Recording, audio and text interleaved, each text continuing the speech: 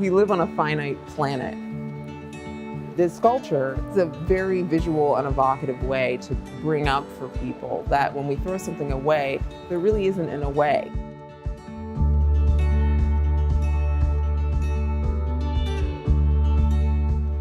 Shift Collaborative and Sustainable Pittsburgh collected thousands of straws from Pittsburgh businesses and restaurants, and they've built Straw Forward's Sea Life sculpture to put a spotlight on the impact of plastic waste and plastic pollution on our environment, specifically our oceans.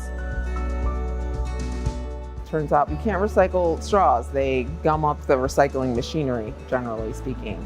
Though a lot of people think that you can, so that's an important misconception. That is one of the many things that come out of a project like this.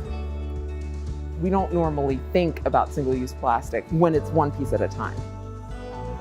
We saw an opportunity to use the member restaurants of the Sustainable Pittsburgh Restaurant Program to collect straws and do something that would get some attention to how we use all plastics. The sculpture focused on the marine life cycle, really talking about what happens to these plastics. They either wind up in landfills or they wind up in sewers and they wind up in the ocean. When they get into the ocean, they break down into small pieces and then they enter the food chain. It's a big problem. We are now faced with billions of tons of plastic pollution that's been created since around the 1950s. We're at a point in time when we really need to be more thoughtful about not just the use of a product, but also where it comes from and where it goes after we're finished with it. One of our partners on this project, Best Buddies Pennsylvania, has really helped us make sure that the disability rights community has been part of these conversations. Turns out plastic straws are actually essential for people with certain disabilities, and other single-use plastic items are as well. So I think this type of sculpture, this type of effort is a really great way to bring the topic front and center and really foster that meaningful conversation. Shift Collaborative and Sustainable Pittsburgh approached us about being the host for the sculpture, and it was a natural fit for us as it's putting the spotlight on an issue that folks might not often think about.